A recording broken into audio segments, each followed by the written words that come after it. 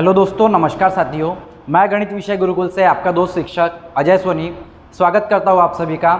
आज के लेक्चर में हम लोग लिमिट ऑफ कॉम्प्लेक्स फंक्शन को डिस्कस करेंगे। इसके पहले के दो वीडियोस हम लोगों ने बना चुके हैं। इसके पहले के दो वीडियो में हम लोगों ने बेसिक्स को समझ लिया था, डिलीटेड नेबरहुड क्या होता है इनको समझ लिया था, और हम लोगों ने फंक्शन ऑफ कॉम्प्लेक्स वेरिएबल क्या होते हैं इसे भी डिस्कस कर लिया था। आज के लेक्चर में हम लोग लिमिट के डेफिनेशन को डिस्कस करेंगे। लिमिट के कितने प्रकार की लिमिट्स होती है, कितने प्रकार के रूप हैं, उनको भी हम डिस्कस करेंगे। तो यहाँ पे देखिए, मैंने लिमिट की डेफिनेशन लिख रखी है। क्या कहती है लिमिट की definition? A function w equals to F of Z. इसके पहले के लेक्चर में मैंने बताया है एफ ऑफ जेड को हम लोग क्या कहते हैं, w, जिसकी वैल्यू होती है w, यानी हमारा होता है w equal to F of z जिसकी वैल्यू होती है u plus i v. A function w equals to f of z is said to tend to limit L। हम कहेंगे ये जो फंक्शन है इसकी लिमिट L, टेंड टू का मतलब होता है कि इसकी लिमिट, फंक्शन की f of z की लिमिट L कब हो रही है? जब z approaches z not along any path. z जो है यहाँ पे आपको पॉइंट दिखाई दे रहा है, ये z पॉइंट z नॉट की तरफ मूव करे। z इस नेबरहुड में हम लोगों ने नेबरहुड की डेफिनेशन ली थी भाई, z minus z not less than delta, वही हम लोगों ने यहाँ लिखा है। इस नेबरहुड में ये जो एक पॉइंट है z, इस z नॉट के और मूव करे, z नॉट बनने की कोशिश करे, z नॉट के तरफ जाने की कोशिश करे, तब हम यहाँ पे देखेंगे कि z का जो फंक्शन बन रहा था यहाँ पे, ये फंक्शन वो भी किसी ना किसी फाइनाइट वैल्यू के तरफ मूव करने की कोशिश करेगा, फाइनाइट वैल्यू बनने की कोशिश करेगा। तो यही हमारी डेफिनेशन है। अलोंग एनी पाथ का मतलब है z नॉट के तरफ किसी भी पाथ से जा सकता है। जैसे कि मैंने यहाँ पे डायग्राम बनाई है, z नॉट, यहाँ पे कोई दो पॉइंट ले लिए मैंने। अब ये दो पॉइंट के अगर मैं लिमिट चेक करूँ, ये पॉइंट से ये पॉइंट का अगर मैं डिस्टेंस चेक करूँ, या ये point z tends to z naught अगर बनने की कोशिश करेगा, टेंड्स टू अगर हम लिमिट चेक करेंगे, तो ये z किसी भी पाथ से इस z नॉट पॉइंट तक जा सकता है। यहाँ पे ये फिक्स नहीं है कि कोई एक ही आपको पाथ लेना है। स्ट्रेट लाइन हो सकता है, पैराबोलिक हो सकता है, हाइपरबोलिक हो सकता है, इलिप्टिक हो सकता है, कोई भी पाथ हो सकता है। बाउंड नहीं है कि कोई एक ही पाथ है। किसी भी पाथ से z नॉट का जो लिमिट है वो हम फाइंड कर सकते हैं along any path. If for every epsilon greater than 0, however small, there exists delta greater than 0 depending on epsilon such that z minus z naught is less than delta, implies f of z minus L less than epsilon। कहने का मतलब क्या है? यहाँ पे देखिए, epsilon greater than 0 f of z है। f of z का जो नेबरहुड है, ये जो एप्सिलॉन, ये बड़ा नेबरहुड है as compare to z minus z naught के डेल्टा नेबरहुड से। तो ये जो एप्सिलॉन है ये बड़ा है, और इस एप्सिलॉन, इस नेबरहुड पे इस z से z नॉट, यानी कि z minus z not less than delta, ये जो डेल्टा नेबरहुड है ये डिपेंड करता है डेल्टा की वैल्यू इस एप्सिलॉन पे डिपेंड होगी, सच दैट हम क्या कह रहे हैं कि z से z नॉट की दूरी जो है लेस देन डेल्टा है। हम लोगों ने नेबरहुड की डेफिनेशन में देखे थे।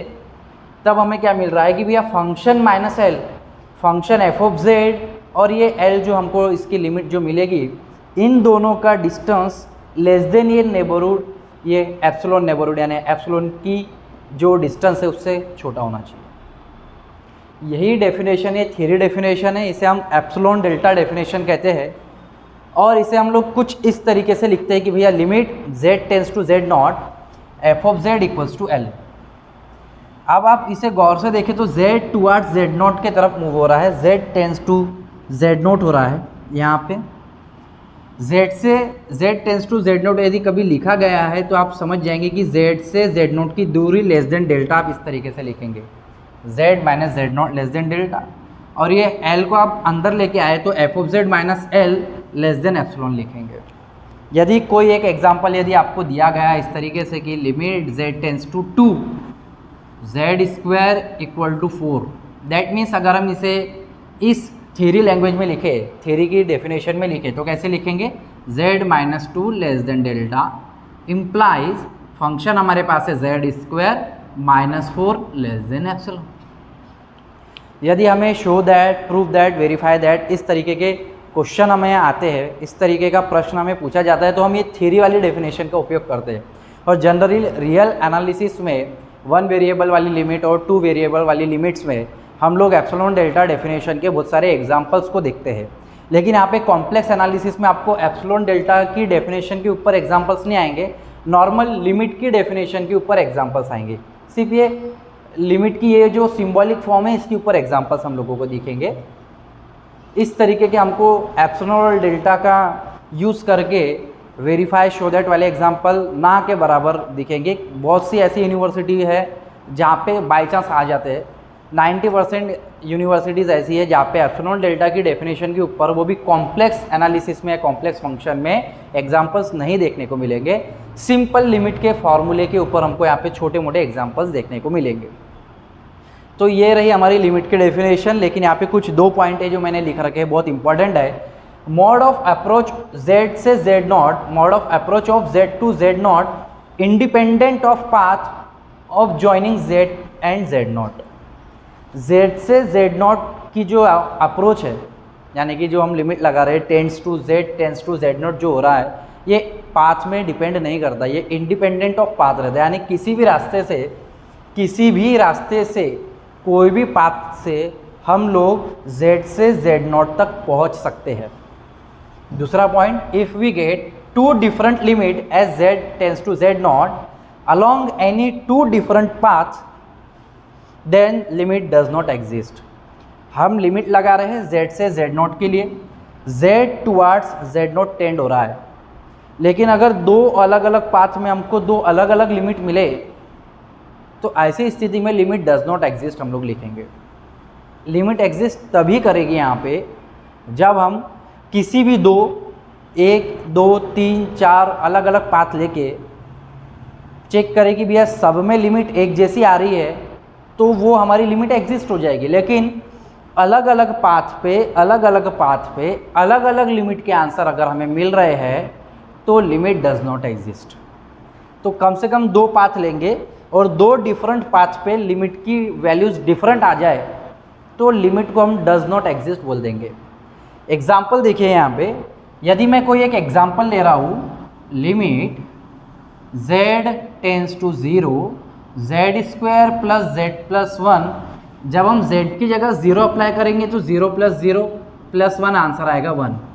कहने का मतलब है कि जब z 0 के तरफ अप्रोच कर रहा है, जब ये जो z है ये 0 के तरफ अप्रोच कर रहा है, तो ये जो इस z का जो यहाँ पे फंक्शन है, ये फंक्शन है वो कहीं तो भी किसी 1 पॉइंट तक आ रहा है।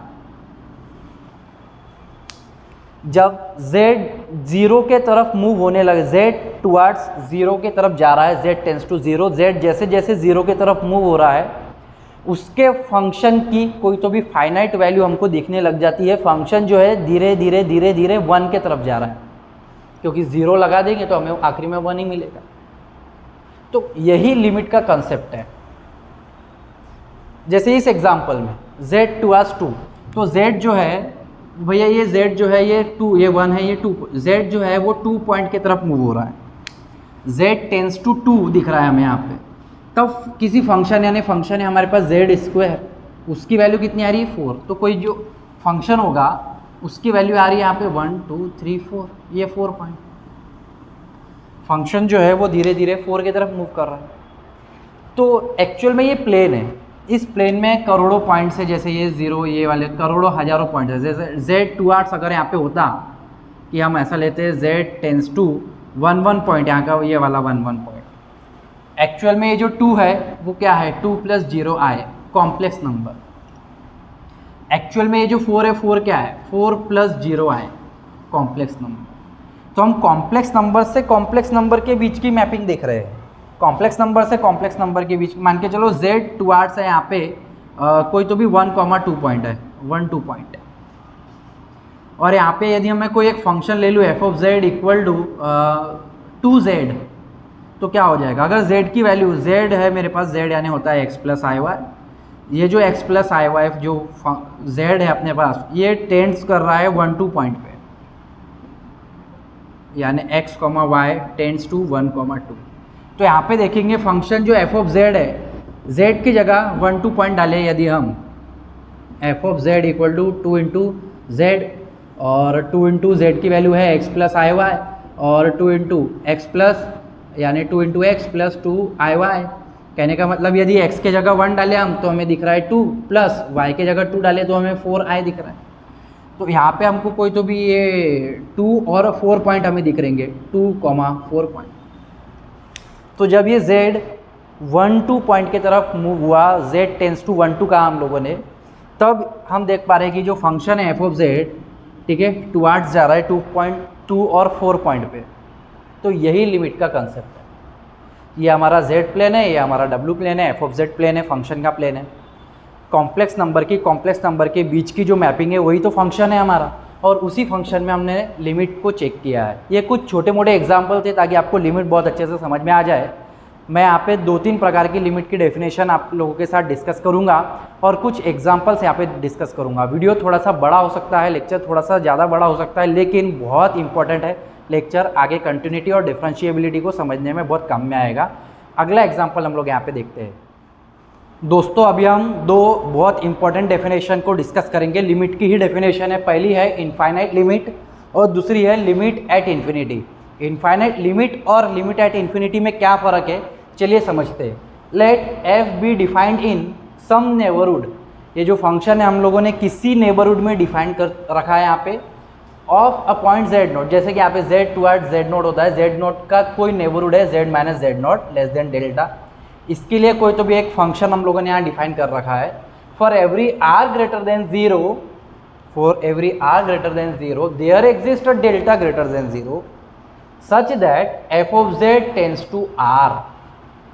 कहने का क्या मतलब है, यहाँ पे z टेंस टू z से z नोट का डिस्टेंस जो है, देखो whenever z minus z naught mod of less than delta, then we say that f of z tends to infinity at z tends to z naught, we write limit z tends to z naught f of z equals to infinity।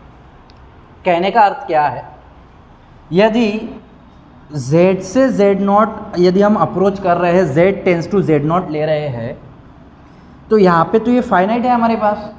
लेकिन यदि हम z से z not तक जा रहे हैं तब कोई फंक्शन इनफाइनाइट पॉइंट पे चले जा रहा है, यानी कि लिमिट नहीं आ रही है। अब ये जो आपका जो नेबरहुड है, ठीक है, ये जो नेबरहुड है एप्सिलॉन, ये जो एप्सिलॉन नेबरहुड है हट गया यहाँ से। अब ये फंक्शन इनफाइनाइट की तरफ है, इनफाइनाइट नेबरहुड है इसके पास। इनफाइनाइट जो है प्लेन इसका इनफाइनाइट हो चुका है। z से z नॉट हम लोग अप्रोच ले रहे हैं, z से z नॉट, पर फंक्शन की जो वैल्यू आ रही है वो टुवार्ड्स इनफाइनाइट आ रही है, यानी कि इन्फिनिटी हमको दिख रही है। फंक्शन कहाँ जा रहा है, अब इसे मैं थोड़ा सा हटा देता हूँ। अब ये बड़ा होते होते कितना बड़ा हो जाएगा ये हमको नहीं पता। तो फंक्शन जो जा रहा है वो टुवार्ड्स इनफाइनाइट जा रहा है। z से z नोट की दूरी तो फाइनाइट है, लेस देन डेल्टा है। z अप्रोच कर रहा है किसी फाइनाइट पॉइंट को, लेकिन जो फंक्शन की जो वैल्यू है वो इनफाइनाइट भग रही है। इसे ही हम लोग इनफाइनाइट लिमिट कहते हैं।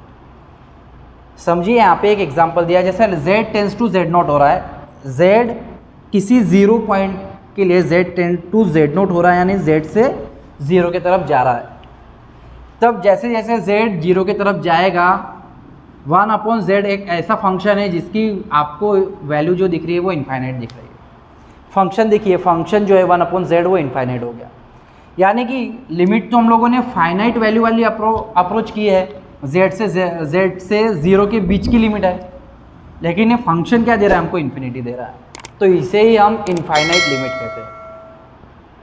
कहने का मतलब यहाँ पे जो नेबरहुड है डेल्टा नेबरहुड है, लेकिन यहाँ पे अब नेबरहुड रहा नहीं। नेबरहुड जो है function f of z greater than r हो चुका है। r का मतलब है कोई तो भी रियल नंबर, रियल वैल्यू, ठीक है, विच इज़ ग्रेटर देन 0। अब 0 से कितनी बड़ी हम लोगों को नहीं पता। पिछले लेक्चर में हम लोगों ने नेबरहुड एट इन्फिनिटी को डिस्कस किया था, वही है यहाँ पे जिसे हम लिमिट के फॉर्म पे डिस्कस कर रहे हैं। लिमिट देख रहे हैं उस इनफाइनाइट नेबरहुड पे। तो एफ ऑफ जेड जो है, एफ ऑफ जेड का जो दायरा है, ये जो दायरा है भैया, ये टुवर्ड्स इन्फिनिटी इतना बड़ा हो चुका है, बढ़ के कितना बड़ा हो गया हमको नहीं पता, ग्रेटर देन आर, आर कुछ भी हो सकता है ग्रेटर देन 1। हम लोग कह रहे थे कि जो फंक्शन एफ ऑफ जेड है मॉड, यानी function F of Z towards infinite हो रहा है, यानी कि यहाँ पे लिखा है हमने ग्रेटर देन आर, कितना बड़ा टुवर्ड्स इन्फाइनाइट इसका नेबरहुड हो चुका है। तो जब हम जेड नोट की तरफ मूव कर रहा है तो कोई फंक्शन किसी इनफाइनाइट पॉइंट को रीच करने की कोशिश कर रहा है, इसे ही हम लोग इनफाइनाइट लिमिट कहेंगे। अगला पॉइंट देखो, limit at infinity. Limit at infinity का मतलब है कि अब यहाँ पे जो हो रहा है भाई, if for a given epsilon greater than 0 there exist r greater than 0, again यहाँ पे आर आ रहा है, such that f of z minus l less than epsilon. अब यहाँ पे देखिए फंक्शन की लिमिट तो आपके पास फाइनाइट आ रही है, लेकिन जो z है mod of z is greater than r। अब यहाँ पे ये वाला नेबरहुड इनफाइनाइट हो गया। We say that f of z tends to l as z tends to infinity, we write limit z tends to infinity f of z equals to l। अब यहाँ से मैं इसका दायरा हटा देता हूँ, इसका नेबरहुड ही ख़त्म कर देते हैं अपन, ठीक है। अब ये हो गया इनफाइनाइट।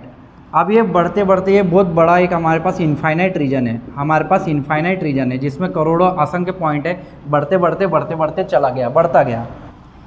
मान के चलो ये जो z है ये किसी इन्फिनिटी को पाने की कोशिश कर रहा है, z टुवर्ड्स इनफाइनाइट हो रहा है, ठीक है। z पाने की कोशिश कर रहा है भाई, ये इन्फिनिटी को पाने की कोशिश कर रहा है। क्योंकि ये डायग्राम छोटी सी बनाई है, इसे आप इमेजिन करके समझिए कि भैया ये बहुत बड़ा नेबरहुड है और z किसी इनफाइनाइट पॉइंट पे पहुंचने की कोशिश कर रहा है। तो इनफाइनाइट यानी कि कितना दूर, कितने यूनिवर्स के बाहर जाएगा, ब्रह्मांड के बाहर जाएगा, पता ही नहीं हमको, है ना। तो z इनफाइनाइट को पाने की कोशिश कर रहा है। ऐसी स्थिति में ये फंक्शन अब ये फिर से वापस ओरिजिनल स्थिति में आ गया, ठीक है। ये ओरिजिनल स्थिति में आ जाता है और फंक्शन किसी l को पाने की कोशिश कर रहा है किसी एप्सिलॉन नेबरहुड पे।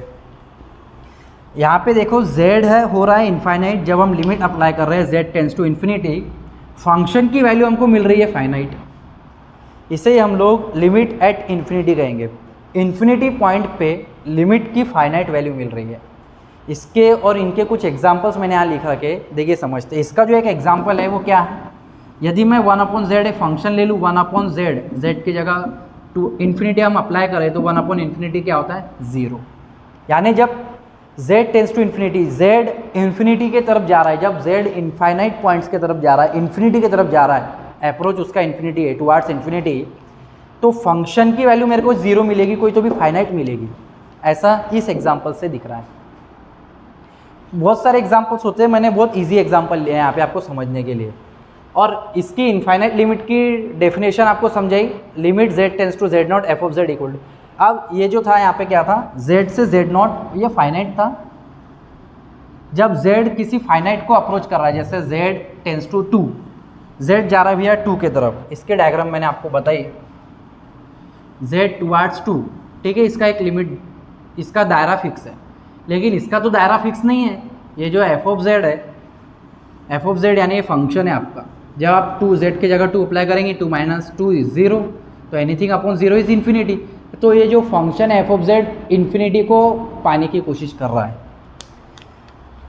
लिमिट फाइनाइट है लेकिन फंक्शन की वैल्यू इनफाइनाइट है, लिमिट फाइनाइट है, फंक्शन की वैल्यू इनफाइनाइट है, तो वो इनफाइनाइट लिमिट।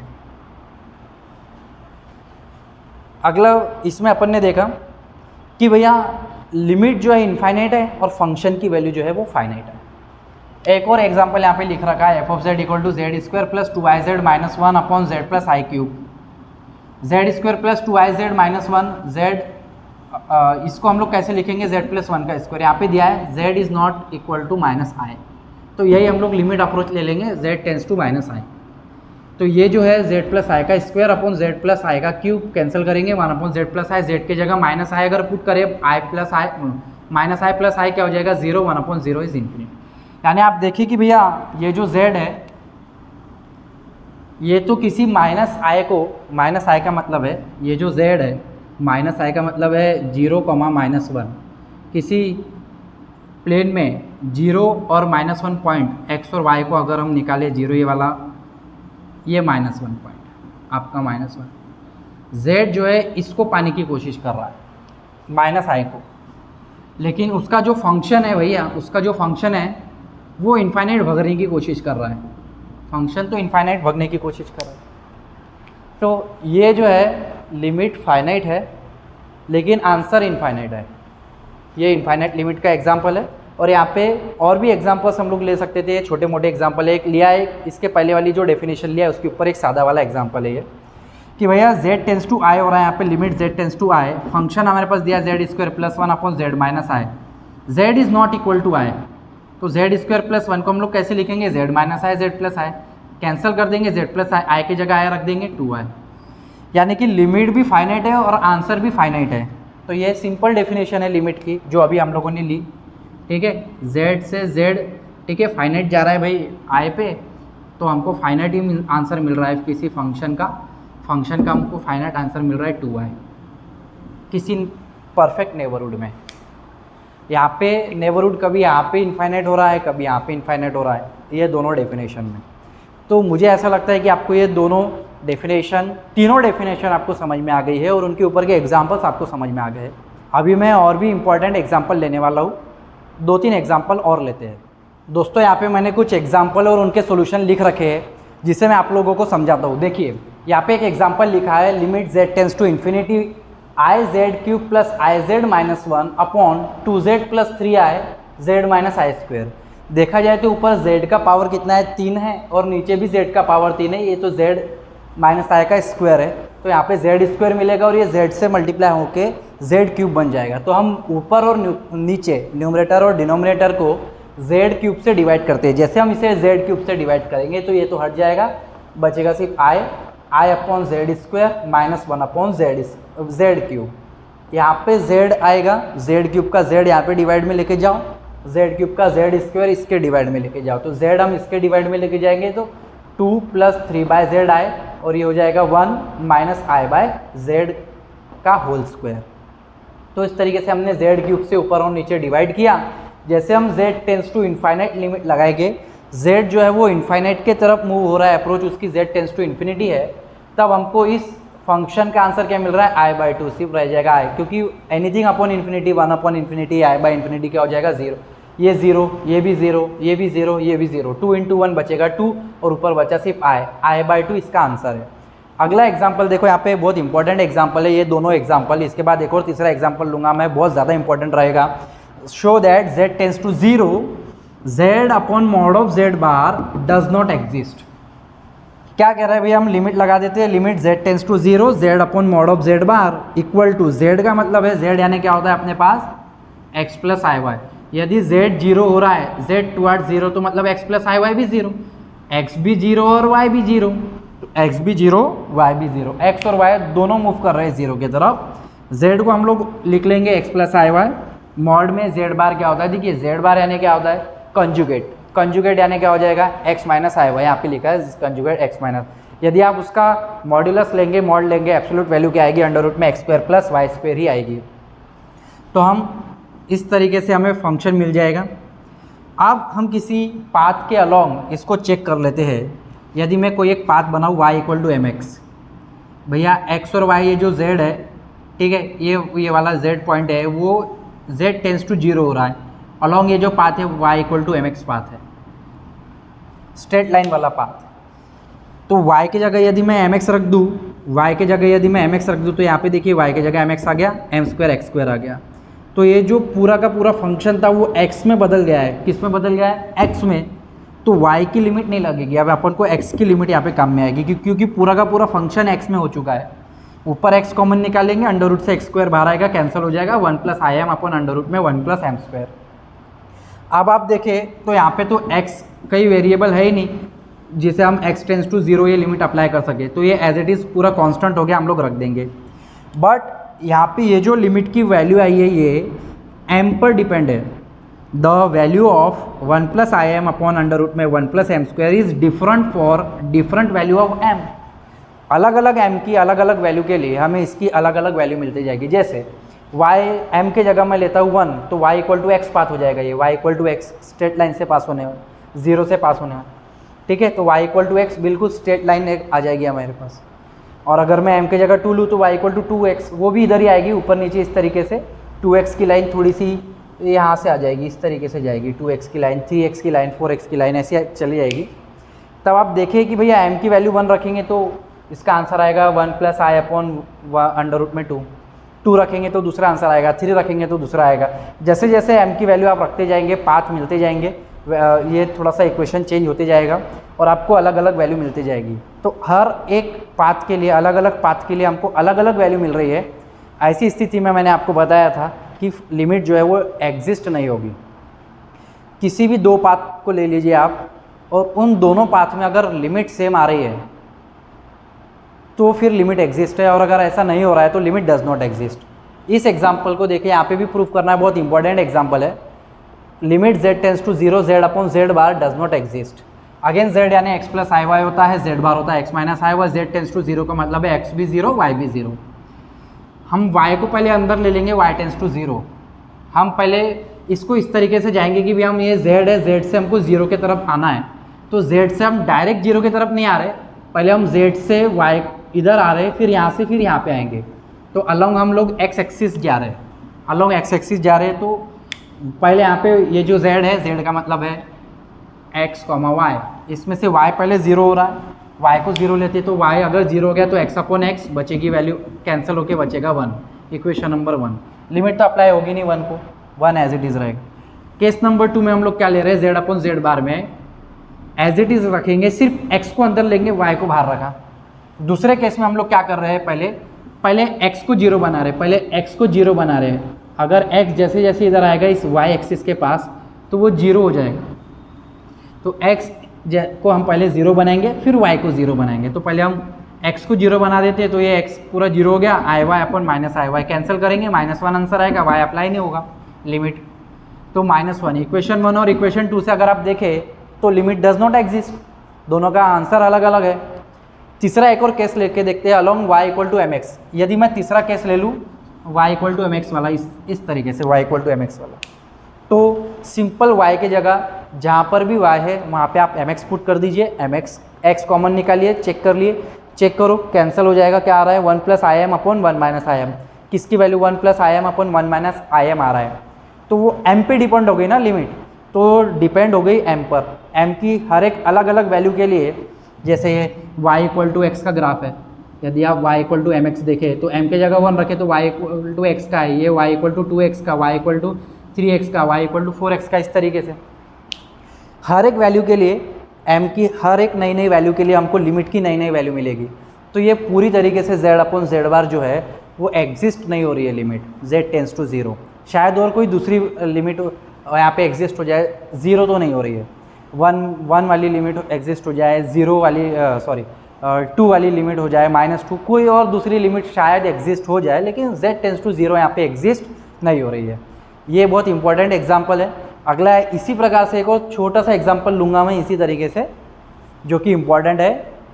तो चलिए देखते हैं, नेक्स्ट एग्जाम्पल को देखेंगे हम लोग। प्रूफ दैट करना है, सेम पिछला जो एग्जाम्पल लिया है उसी के तरीके से है। z अपॉन z बार का होल स्क्वायर यहाँ पे दिया है सिर्फ, इसके पहले वाले एग्जाम्पल में z अपॉन z बार था, उसी तरीके से प्रोसीजर है इसकी भी। z टेंस टू 0 मतलब x और y दोनों टेंस टू 0, z का मतलब होता है x plus i y, z बार का मतलब होता है x माइनस आई वाई का होल स्क्वायर। पहले हम लोग क्या करेंगे, पहले y 0 बनाएंगे, फिर x को 0 बनाएंगे। पहले हम y टेंस टू 0 को लिमिट अंदर ले लेते हैं, y की जगह 0 अप्लाई कर देंगे, x upon x whole square है, x कैंसिल, 1 का स्क्वायर है 1, इक्वेशन नंबर 1 आएगा। दूसरा केस में हम लोग क्या करेंगे कि पहले x को 0 बनाएंगे, फिर y को 0 बनाएंगे। पहले हम x को लिमिट को अंदर ले लेते हैं, x plus i Y upon x minus i Y. X की जगह 0 अप्लाई करने पे क्या मिल रहा है, आई Y upon minus i Y का होल स्क्वायर। कैंसिल करेंगे, -1 का होल स्क्वायर क्या होता है, 1 होता है। तो दोनों केस में तो हमको लिमिट 1 1 ही दिख रही है, लेकिन अगर हम तीसरा एक आधी और पाथ लेके चेक करें तो क्या लिमिट आ सकती है हमारी। y equal to mx path ले लिया हमने, y इक्वल टू mx वाला पाथ, तो y equal to mx path लेंगे तो जहाँ y है यहाँ पे जहाँ y की जगह mx रखेंगे, यहाँ पे भी mx रखेंगे। तो देखिए हमने mx रख दिया, x कॉमन कैंसिल हो जाएंगे, कॉमन निकल गए, क्या बचा 1 plus i m upon 1 minus i M का स्क्वायर। अब ये जो वैल्यू है भैया ये तो डिपेंड हो गई m पर, तो यदि हम ये दो पाथ, सिर्फ हमको ये दो पाथ पे अगर बताना है तो लिमिट एग्जिस्ट है। लेकिन अगर हम वो दो पाथ के अलावा और भी कोई पाथ ले ले तो यहाँ पे देखो m पर ये लिमिट जो है वो m पर डिपेंड हो गई है, तो ये डज नॉट एग्जिस्ट है, लिमिट डज नॉट एग्जिस्ट अगर हम y इक्वल टू mx पर भी चेक करें तो ऐसे हम 3 पाथ लेके हम लोगों ने चेक किया, बहुत सारे पाथ होते हैं। तो यहाँ पे ओवरऑल हम लोगों ने क्या समझा, थोड़ा सा रिकॉल कर देता हूँ मैं डायग्राम से। ये 3 होमवर्क रहेंगे, रियल पार्ट ऑफ z का square upon mod of z, ठीक है, उसके बाद z अपॉन z बार का स्क्वायर और रियल पार्ट ऑफ z का square upon imaginary part of z। तो पूरा जो अपन ने लिमिट का आज लेक्चर डिस्कस किया है उसमें कुछ डायग्राम्स में आप लोगों को बता दूं। देखिए z से z0 की दूरी, अब यदि z यानी x प्लस आई वाई है और z0 में ले लेता हूँ, z0 का मतलब होता है x0 plus i Y note, तो यहाँ पे z0 को मैं 0 मान लेता हूँ। 0 का मतलब है 0 प्लस आई 0 यानी x की वैल्यू 0 और y की वैल्यू 0। z यदि मेरे पास मैं z0 तक जा रहा हूँ, यहाँ पे 0 तक, z0 का मतलब है 0, z0 को लिया हूँ मैंने 0 लिया है। तो z से z0 तक जाने के बहुत सारे पाथ होते हैं। हम लोगों ने लिमिट के डेफिनेशन में देखा है कि भैया लिमिट जो है वो इंडिपेंडेंट ऑफ पाथ होती है, ठीक है, इंडिपेंडेंट होती है, डिपेंड नहीं होती है। तो पहले हम z से यहाँ तक जा सकते हैं, फिर यहाँ से यहाँ तक आ सकते हैं, जैसे अभी हमने देखा z से फिर यहाँ तक जाता है, यहाँ से यहाँ तक आ सकते हैं। ये 2 पॉइंट से हम लोग इस तरीके से ये वाले पाथ को फॉलो कर सकते हैं, y इक्वल टू mx सीधा वाला पाथ भी हम लोग फॉलो कर सकते हैं। उसके बाद ये वाला जो पाथ है, ये वाला है पाथ, इसको नाम लेते हैं y equal to x square, y equal to x cube वाला पाथ ले सकते हैं नीचे में, और यहाँ पे और भी पाथ ले सकते हैं। तो यहाँ से 0 तक जाने के कई सारे रास्ते हैं हमारे पास, जैसे ये x टेंस टू पहले 0 हुआ, फिर ये y टेंस टू 0, और यहाँ पे पहले ये हो गया y टेंस टू 0, फिर हो गया ये x टेंस टू 0। ये वाला जो आपका हो गया path y equal to mx path, ठीक। तो किसी भी रास्ते से हम लोग जा सकते हैं, लिमिट जो है इंडिपेंडेंट ऑफ पाथ होती है। उम्मीद है आज का लेक्चर आप सभी को समझ में आया होगा। यदि आप सभी को समझ में आया है, अच्छा लगा है, तो ज़्यादा से ज़्यादा शेयर कीजिए, क्योंकि हमारा मानना है ज्ञान बांटने से बढ़ता है। मिलेंगे अगले वीडियो में। जय हिंद, जय भारत, वंदे मातरम साथियों। Thank you so much.